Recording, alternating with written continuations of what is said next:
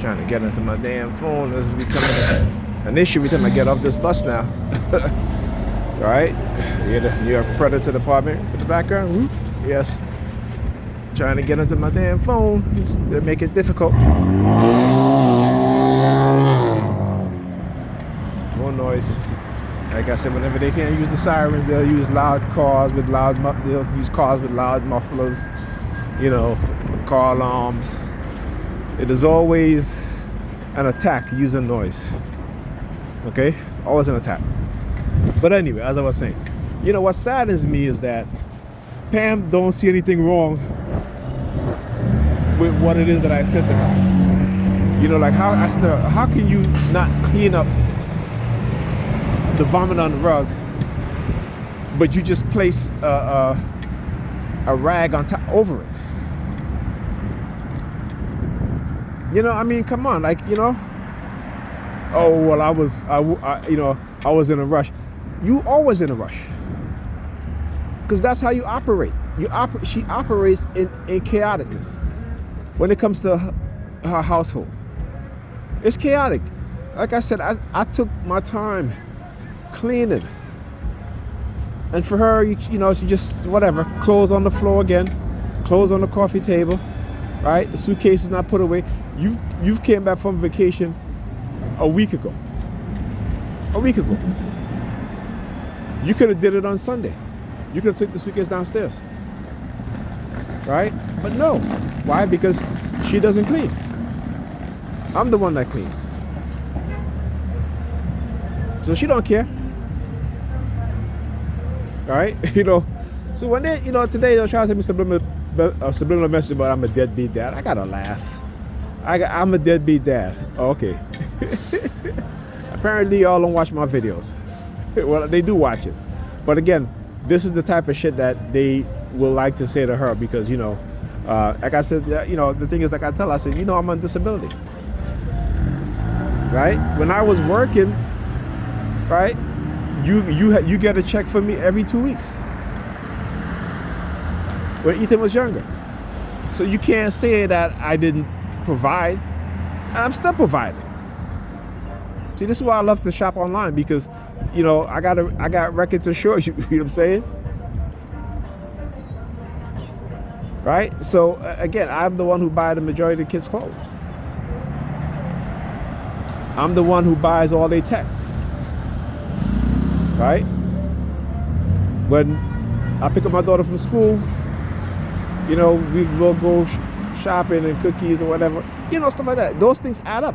Even her, I spent over $200 on groceries, so that when they came back, she'd have groceries for the week, for the 2 weeks, so she wouldn't have to go to the grocery.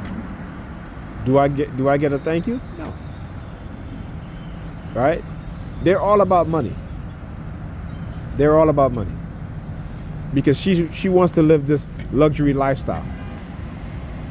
You know, she wants to go out and play dress up and, you know, engage in fantasies and shit like that. Right? Meanwhile, you're sacrificing your kids' mental health. Right? You're not being the type of parent that they listen to, because you don't listen to nobody else, except for the people who you think, because they got money, right? You know, I was funny to say, like, you know, she work in an office where you have doctors who are married, but these are white doctors and Indian doctors, right? They're married. They have kids. Their kids are doing well, right? You know what I'm saying? But I'm the deadbeat dad, and on top of that, right, signing the kids up for activities during the school week, after, you know, during the school week. And I said to her, you know, Pamela, there's Saturday. Sign them up for activities on Saturday, right? But no, she wants her weekend, you know, for herself. I mean, Ethan goes to jiu-jitsu on the weekend, but he takes an Uber, going and coming. You know what I'm saying? So Alyssa goes to the boys and girls, right? After boys and girls on the Monday, she got to come home and get ready to go to jiu-jitsu. Right? And again, because They wake up late. They go to bed late. They wake up late if I'm not there. She don't make sure they go to bed on time because she's in her bed sleeping. It is the same thing for years and years and years. And there isn't, oh, I'm trying to do better. I need to be committed to doing better. No, but she wants me to conform to her chaoticness. Right? I'm not supposed to say nothing. Not supposed to complain. Right? But yet, here's the funny thing. Right? I'm serious here. I say how petty she is, and a lot of women are like that. A lot of men are like that too. Okay, I will go to the grocery store, buy groceries, buy coffee creamer, what have you. If she buys coffee creamer and I use the last of it, why did you use the coffee creamer? That was the last of it, what have you. And here's the thing: when I go to the grocery shop to get coffee creamer, I buy one for her and I buy one for me. Okay, you know what I'm saying? Sometimes I buy two for her and one for me because I'm not there all the time. She don't think about these things. She don't think about, the fact that I'm on disability. I have my own bills to pay. Right? I have my own bills to pay. You're making almost 6 figures, close to 6 figures. But you expect me to...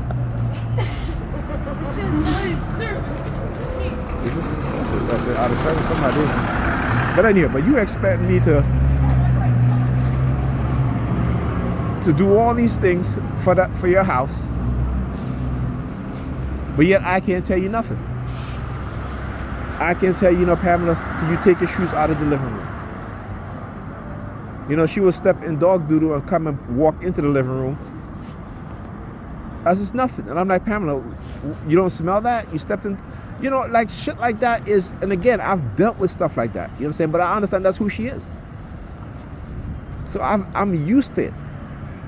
But she wants me to be quiet, and they want me to be quiet and not confront her on these things. And I'm not going to do it. I'm not going to do it.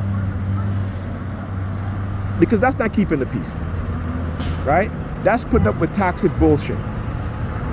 Because I tell you, if I was that way, she wouldn't put up with it for me. Okay? You know what I'm saying? And so like I told her, I said, listen, I cleaned. Right? You came back. The foyer was clean. The living room was clean. And look at it now. Oh, well, I was doing laundry. I'm like, okay, laundry is not a big deal. But she thinks laundry is a big deal.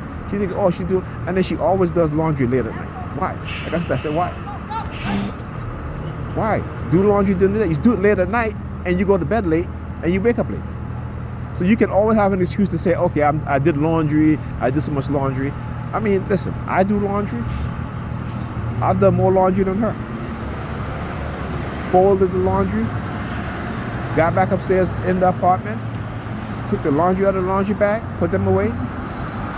Right? 90% of the time, that's what I'm doing. In terms of when I do laundry.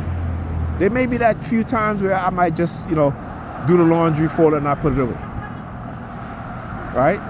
But 90% of the time, I do the laundry, I fold it away. I don't ask her for help. But when she does laundry, okay, I do the laundry, you fold. I'm like, how is it that whenever you do chores, you want to share them with me? But whenever I do chores, I can't share them with you. And I choose not to, because I know how you are, it's not going to get done, so I do it. But again, this is when these people are following this cult, and because again they use their job as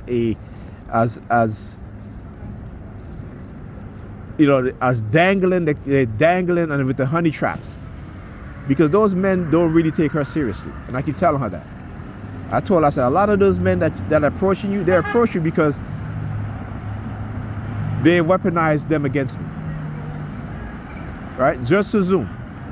What were they doing? Destroying people's relationship. Purposely sending honey traps to destroy people's relationships. So yeah, you might meet a man who got a nice car, or have whatever, such and such. Right? But he only sees you once in a while. He takes you out, you sleep with him, and that's it. Right? He doesn't claim you as his own. He's dangling you just like how you would dangle somebody else.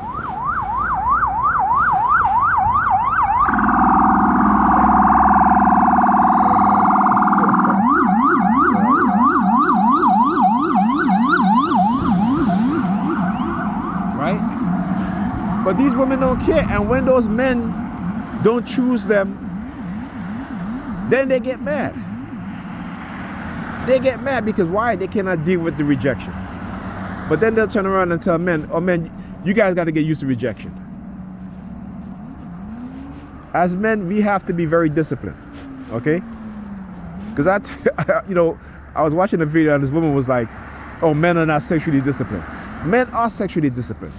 Most men are not having sex. Most women, on the other hand, are having sex.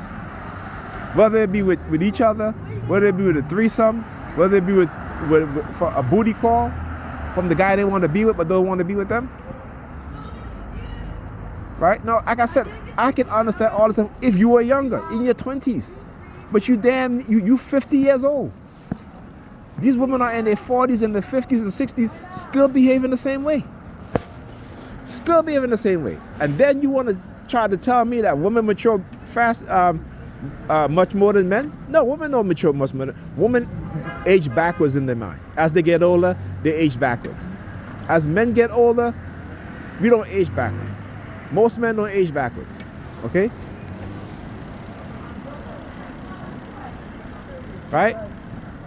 But listen, these women would get out of a relationship, right? And call their ex or the side dude that they were messing with in the relationship. Right? There's a study. Majority of married women have a person that they can call if their marriage fail. They have a backup plan. Man, we don't think like that. I can't hear you, bro. Okay, men don't think like that. Women do. When you look at the sex toy market, multi-billion-dollar industry. Who buys most of the sex toys? Women. Right? Who's having sex toys party? Women. You don't see no man inviting his male friends to a sex toy party. Right? I don't even think gay men do that shit. Right? But straight women, so-called straight women, will have sex toys party. And they will use sex toys on each other. Right? But they're straight. Okay? But again, I just want you to understand how women are being conditioned to be hypersexual more so today than any other time in history. Okay? And because particularly within the black community and black women, they'll tell you that being able to walk around naked, right? Being able to sleep with whoever you want, that's freedom, that's empowerment. Yet ignoring all the psychological factors, all the negative psychological factors, right? All the negative biological factors. And this is why they put themselves through trauma. We traumatize each other, we traumatize ourselves because of the condition that we are in. But the vast majority of us cannot see that. We can't see the coercive and the cognitive warfare being waged on us. Whether it be through the media, whether it be through print, whether it be through the news, whether it be out in society, right? And again, this is why, like I said, this is why most black people are believers, because they don't know. So we would rather believe as opposed to knowing. They've gotten you so afraid, so scared of our soul burning in hell. They're not worried about their soul burning in hell. Okay? I always remember this, right? In the so-called slave dungeons in the west coast of Africa, you have churches upstairs. So the enslavers call themselves Christians. On Sunday will be upstairs praying to their God, while the slaves are in the basement in chains. Right? They're not worried about their soul burning in hell. But you Negropeans are worried about your soul burning in hell, because you don't want to know the truth. I mean, this is, when you start to think about it, when you start to really analyze the mind fuck that they've done to us, it's incredible. It's incredible, and the technology that being able to manipulate us without us even knowing it, change who we are as individuals and as a group.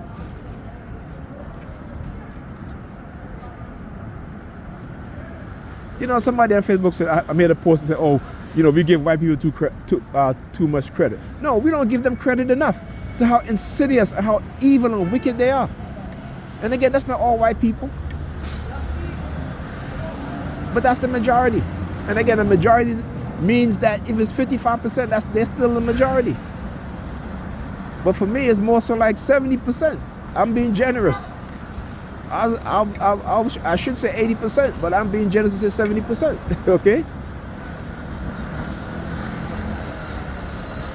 These people, they are people who wake up every morning thinking about ways to destroy us as black people. You see these texts from these cops, these racist cops. Let's go hunting niggas, right? Oh, I can't wait for this race war to start. We're not talking about starting a race war, they are. And yet we hear it and we see it and we ignore it, right? We hear it and we see it and we ignore it. Okay? Because we have been domesticated, distracted and defeated. We are domesticated people. We are distracted and defeated. Distracted with religion. Distracted with the radicalization as individuals. Hyper individualism. Selfishness. Seeking fun all the time. Like I said, they have made us childlike because we have to be childlike in order for us to continue to be manipulated. We have to be childlike.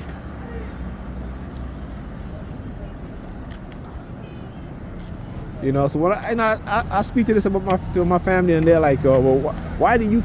Everybody can ask me, why do you care? Even Pam, why do you care? Because I'm black. That's why I care. And if you're black and you don't care, then I don't know what to tell you. Okay, that's the self-hatred within you. Because I love being black.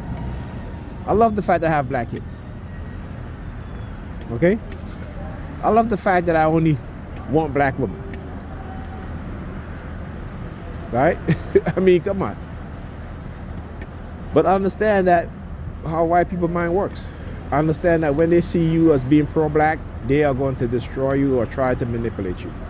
They are going to send, if you are a black woman and you're pro-black, right? Like I always say, you know, look at Candace Owens.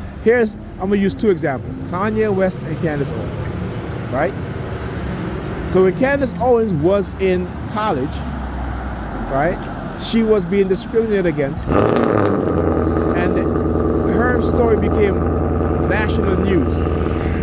That the NAACP represented her as she sued a white hate club on her college campus. Right? Now you listen to Candace Owens speak, and she speaks as if she never had that experience. Right? Then you have Kanye West. Very pro-black brother, because his mother raised him to be that way. He gets on television, he says, George Bush doesn't like black people. Right? And from he said that, he was under attack in a more direct way.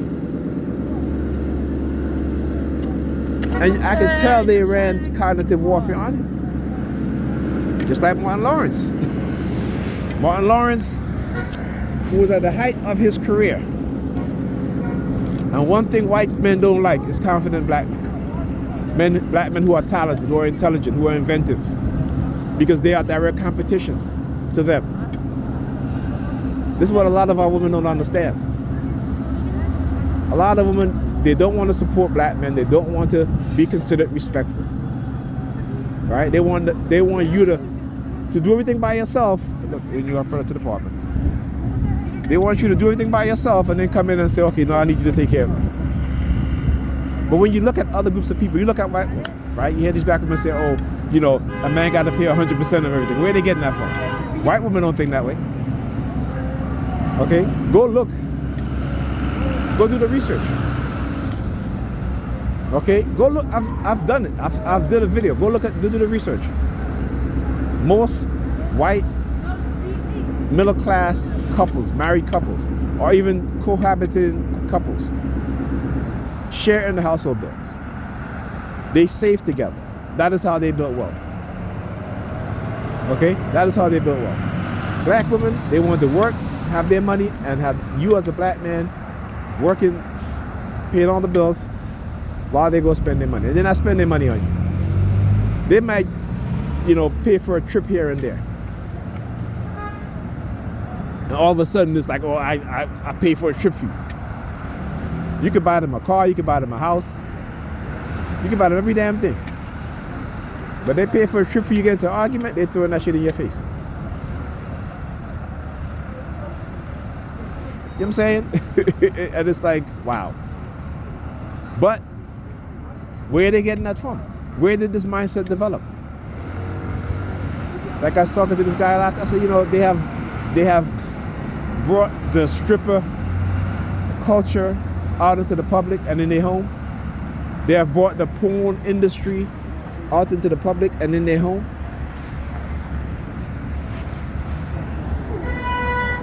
They have adopted the worst part of this society. And it's cool for them. Why? Because, you know, you have these idiot rappers, and not all of them. You know, these dudes, you know, they, again, the flashiness. Right? Like I said, you know, on college campuses,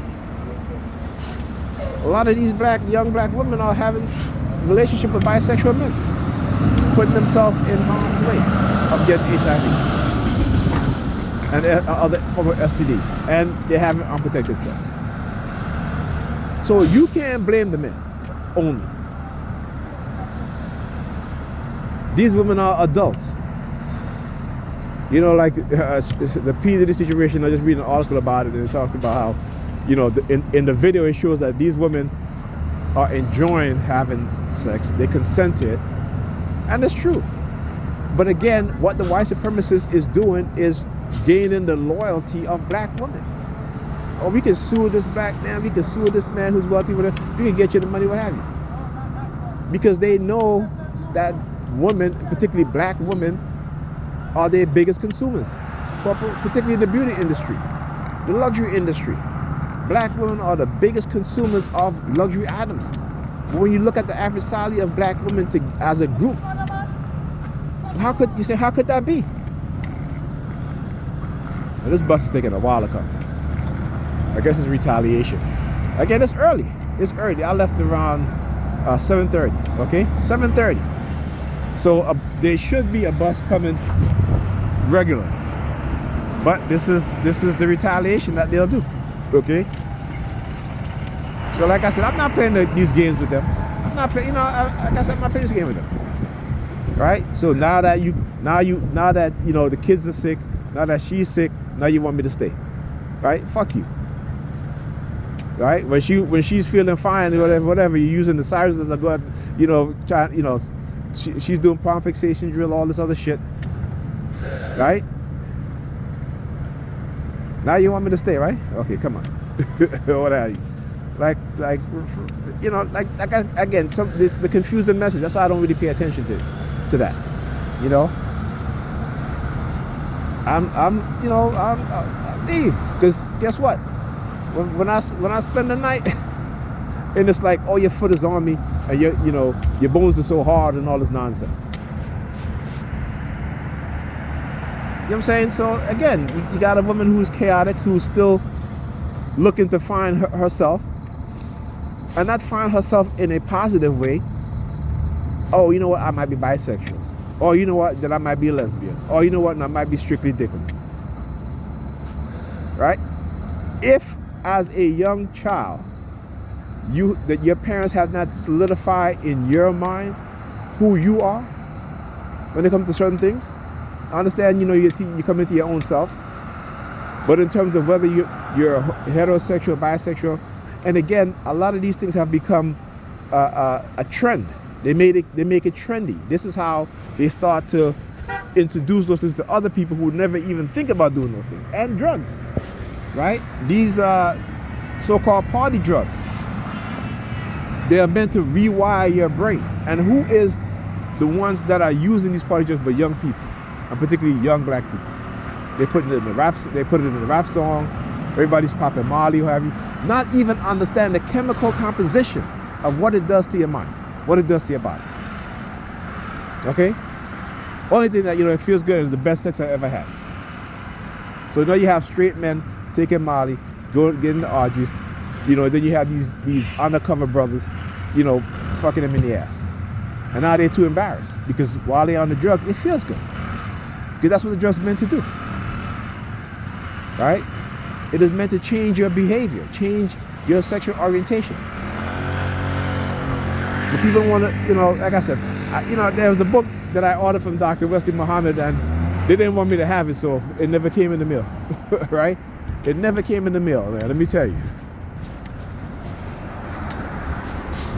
But they know what they were doing. All right, so I'll take you guys in this video.